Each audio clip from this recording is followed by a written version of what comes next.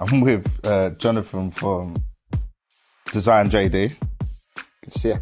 And we had a brief discussion and we was talking about branding, but now we're going to talk about actual journeys and being a business owner and what that looks like for today, what it looked like previously and what the future is going to be. So again, it's a really good conversation to have because that's not a conversation I get to have with many people. So hello Awesome. again. Brilliant. Looking forward to it. So tell me a little bit about JD Design and how long you've been running for, just for me to kind of get a bit more of an understanding of what type of challenges and successes that you may have had. Yeah, cool. Well, you hit on it quite well to start off with because it started off as JD Design. Mm-hmm. So I've never had a job, never worked for anyone, which I always chat and like it's a little bit maybe unusual sometimes, maybe. It started at school.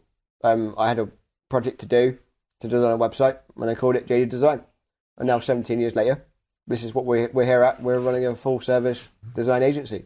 So you went from school, doing a project, liking what you've done on that project, that's it. And then creating it from a business. It's kind of, that's the short story. Was there any other in between where you worked at a company or you worked at McDonald's or you done some sort of job where everybody... I did paper round for 2 weeks. Okay. And then didn't like that. Yeah. I thought, let's just do some design work. Okay, Be creative. Cool. That's what I love doing. Do you know what? That's actually really strange because it's very rare you get to meet someone who's done exactly what they've done from school, right? It's usually, I didn't know what I wanted to do when I left school. I'd done this job, I'd done that job, I went travelling, I'd done this, I'd done that, and then they found what they're doing. So that's actually the first time I've got to speak to someone who actually has done what they wanted to do from what they've done from school. Education. Yeah. So, tell me a little bit about your sort of first year. Like, who was your first client? First real client was a Toastmaster. A what, sorry? A Toastmaster.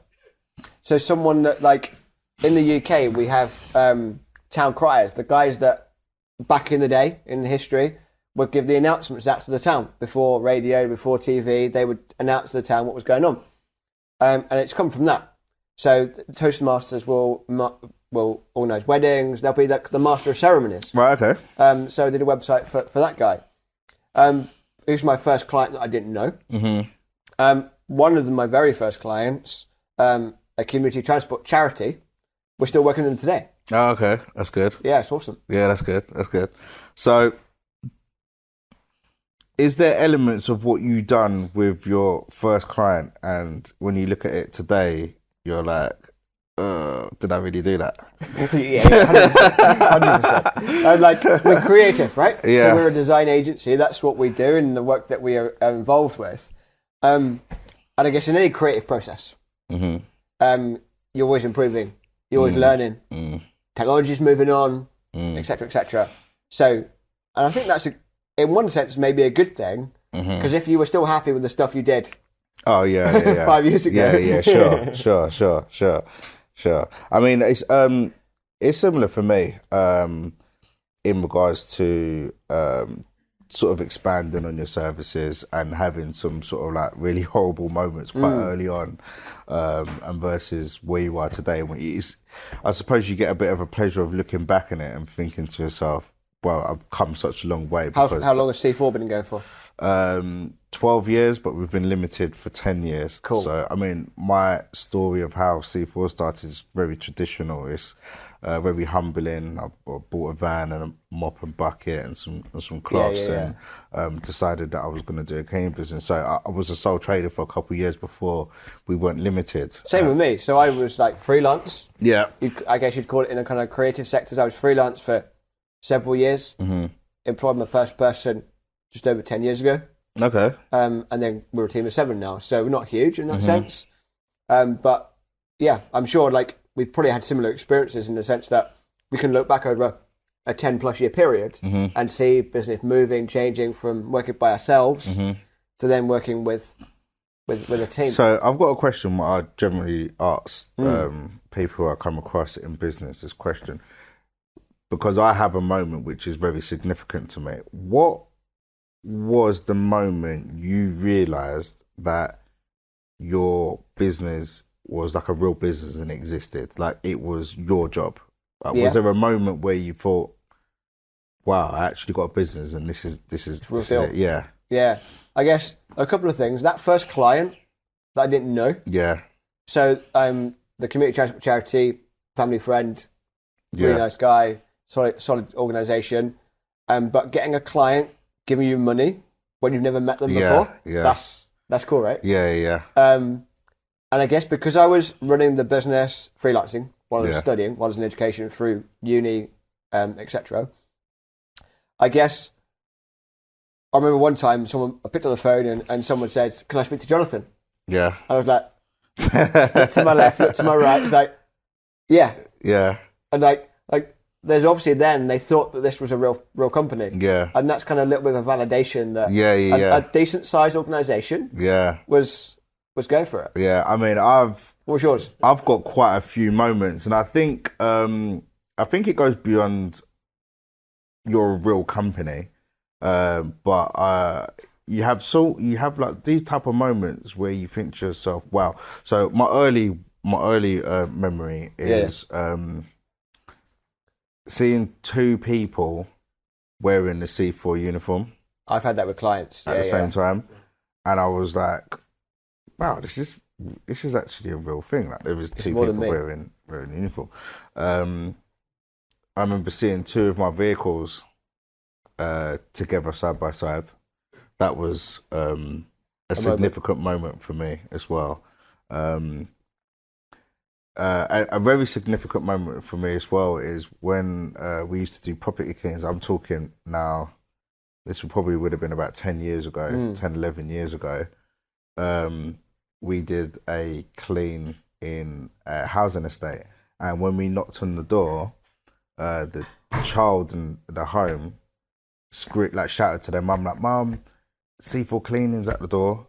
Cool. And I was like, wow, like that's Courtney. Yeah, like that's my business. So I suppose it's like a cookie jar of moments, and it doesn't necessarily need to be like sort of early stages, but it's certain things. I remember like my first purchase order and having like a particular service on a purchase order that is something I've been trying to push for, or achieving a certain amount of revenue. I remember trying to pay a VAT bill on my app, my internet banking app, and the sum of money was so large that it wouldn't allow me to make the transition from my mobile phone app, and I was just like, it was a pain in the ass, but I was like, wow, that's like a pinnacle moment. So I like to kind of ask those questions and kind of understand what is it for you. I guess at a certain stage of the journey you get different ones as well, don't you? Yeah.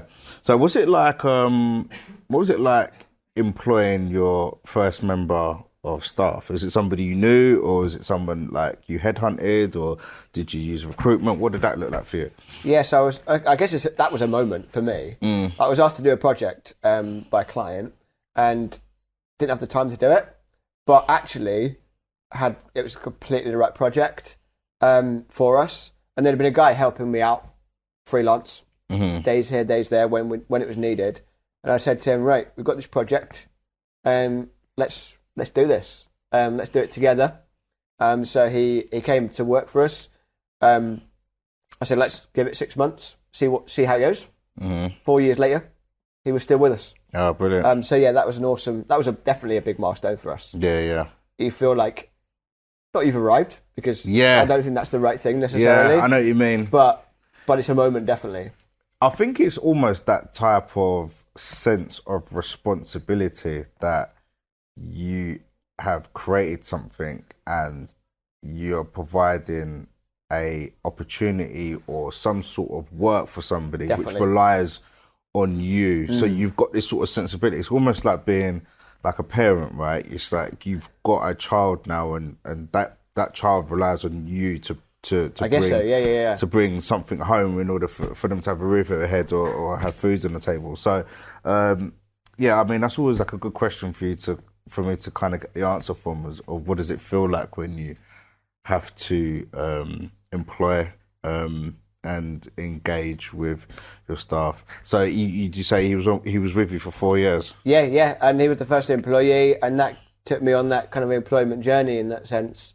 So now we're a team of 7, and you couldn't do what what we do now without that great team that we've got. So no, they're awesome. Nice.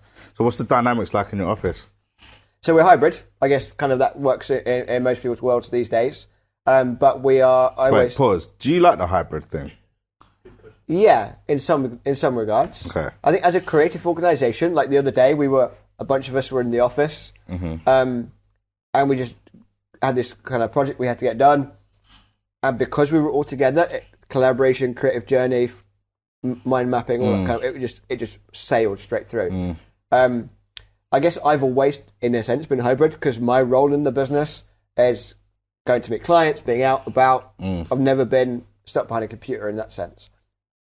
It's got its advantages, but it's got its disadvantages as well. I mean, I like collectively when we're all together. Yeah. Not only do I find it more efficient because we're often working on things which require support from everybody. Definitely. And you're not waiting for that person to come in, or you're not waiting for someone to respond to an email. I just like the energy. Yeah.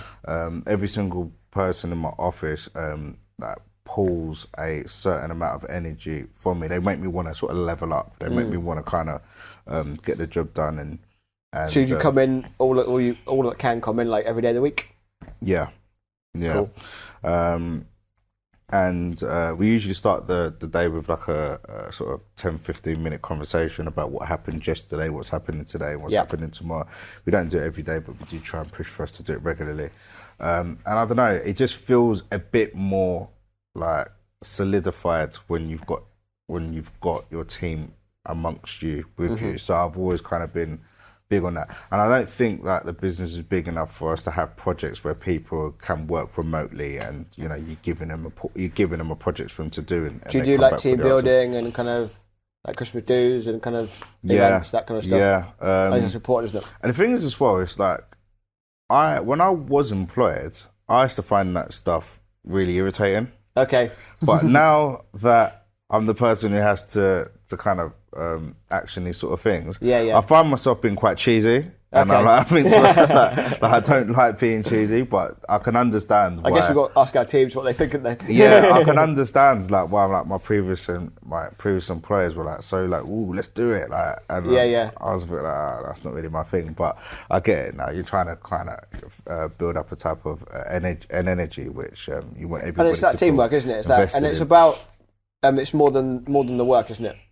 It's important to get to know everyone on that level. I think for me as well, I also want to be able to not only supply a job role, but I also want to be able to supply a bit of fun or laughter. Yeah. Like you spend a lot of time a work, normal right? conversation. Yeah, I don't want it to feel like it's all like just work. And it would be nice to have that type of responsibility where they can come away and think, actually, that was a decent night, or that was a decent day, or something like that. Do you know what I mean? And I like what you said about opportunity as well. It's creating an opportunity for someone to grow, and seeing them grow in that environment. I think is cool, and that's if we can help people along their journey where they're going, I think that's a really big thing.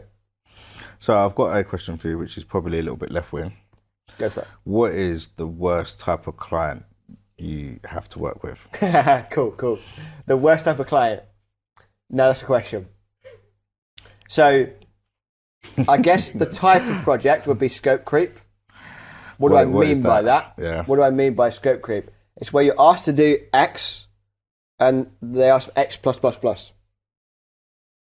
Okay. So it's kind of. So they want one thing, and they keep asking for more and more and more. For more and more. And that can be found in certain types of projects. So it's not necessarily the fault of the client necessarily. It could be that there's other demands or other situations happening in an industry whereby that's just a matter of the course in that sense. How do I address and kind of look into those situations about having complete dialogue, about having conversations with the client, with the situation? So, fine, that's where we're at the moment. What needs to change for us to achieve what we're looking for now? And what is your plans like? Because when I was maybe about 3 or 4 years ago, I would often speak to people and they would say, I don't want to have a big business, or I don't want to be that big, I don't know, like Apple or whatever, some sort of ginormous company. Yeah, yeah, yeah. I say I don't really want to be that big, and I never used to understand why someone would say that. But then as I've got older and I've learnt more about business, things start to become a little bit more understandable.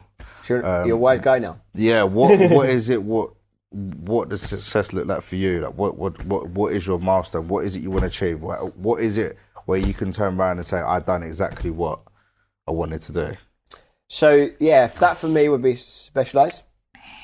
You hear lots of people talk about their niche, being known for what do we mean by when we say niche? We're talking about really specialising in a key aspect of your service or your sector, and being known for being the guy, the girl for that aspect.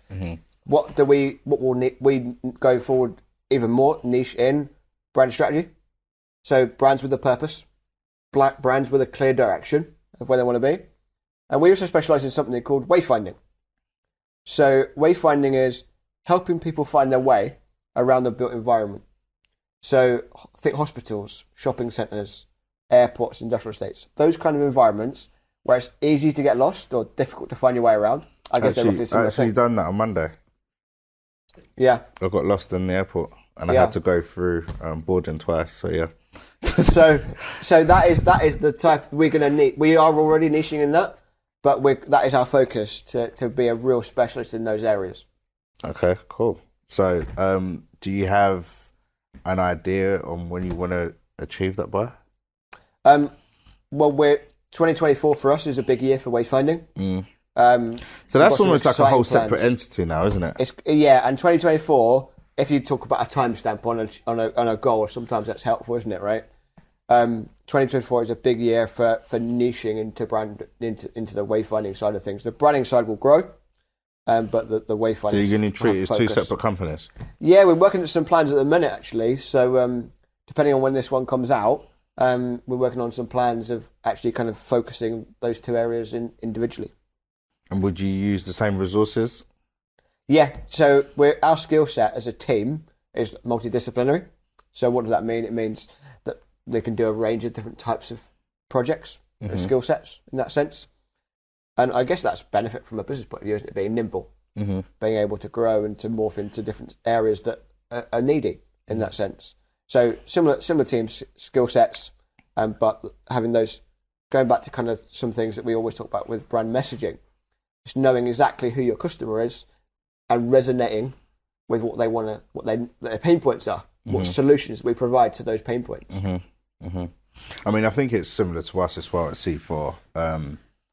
I've got to a point where I don't actually look at C4 as actually a company. I almost look at it as more like a movement, like we're on a mission. We are very driven in becoming the #1 data center cleaning specialist company. And it's a very, very niche industry because there's not many companies or cleaning companies that deliver a critical cleaning service. Now, you will find there are some companies that do this, but they will only do elements of it, whereas we're a comprehensive cleaning service for the data center industry. There is companies that do it, but we want to be #1, and I think that the goal that I've set myself is ambitious and it is rather scary, but I do think it's achievable. And even if I don't achieve it, I think the man that I will become and the team that are around me and what they will become from trying to achieve that, I think that in itself will be a great achievement for everyone involved in that process. That podium doesn't just have gold on it, does it, in that sense? Yeah, exactly. Success. Like, what is success?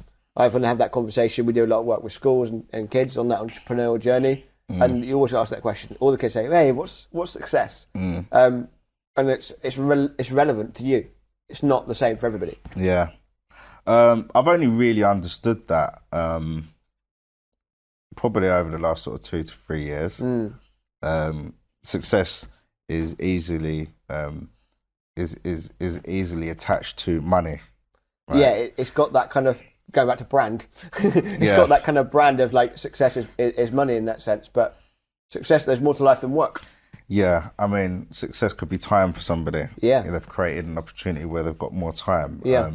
And I think over my time, I've kind of really understood that there's so many different levels of success and what people's goals are and stuff. So, I mean, I have another question for you, which awesome. I think we're probably going to wrap up as well on this one. What is it that you wish you could have told yourself 5 years ago? And don't say Bitcoin. But you've had that answer before. But what is something in business that you kind of wish you told yourself, and you really be able to identify that there might be a hidden gem in the next sort of 5 years for yourself? Can I say two things? Yeah. Cool. I read a book, and I'm not into reading. I've probably read about 5 books in my life. But I read a book, well, probably listened to it on Audible, called Who, Not How. And if you just let that sink in, who, not how, we often say to ourselves, how am I going to achieve this? How am I going to run faster? How am I going to lift heavier? How am I going to do this? And the whole book... I like how you put lift heavier and kind of put that at me as well. Yeah. I'll ask about that later. So it's all about, we ask ourselves how we're going to do it. And if we're going to grow something, whether that's a business or us personally, we're not going to run that journey alone. We're going to do it with people. So it's who can I work with to make this happen? Because we've got 24 hours in the day. If we sleep 8 of those, we've got 20 hours in the day. We've got a set amount of time in our life that we have to use. And you can achieve great things. Many people have achieved great things in that sense. But the bigger things are achieved together. So stop asking ourselves, how am I going to do it? Ask, who are we going to work with? Who are you going to work with together? Okay. And what's your second answer? Niche. Niche. Because effectively, we run a design agency in the what might be termed graphic design sector. What do you say to yourself when you're meeting someone that is a family or friend you've not met for a long time, or someone you met for the first time? What do you do? I go for, I'm a graphic designer. Because generally people might know what that is. But within that space... That's too broad for you. It's very broad. So we talk about wayfinding, talk about that niche of signage strategy. That's the thing that I would go for sooner than we've done, is niche. But get known for something. Yeah. Like why you've picked data centers. What was that? How did that come about? Niche. Yeah. Yeah. I realised that there's a value in being niche. So in my earlier career of C4, it was almost like what we can pretty much clean anything. Yeah. And you're trying to people please and you're trying to keep people happy. But then you kind of become a master of none. Exactly. And now we are very niche and we're very specific and we're very target driven of who we want to work with. And we realized that being that niche and being a expert and delivering a high quality service, you become less expendable. And then people value your service and value your relationships a lot more. 100%. So yeah, it's very similar circumstances. Completely different industries, but I think that methodology is right. Are still the same. 100%. Well, thank you very much for sharing your time with me. Thank you. Awesome. Enjoyed it. Brilliant.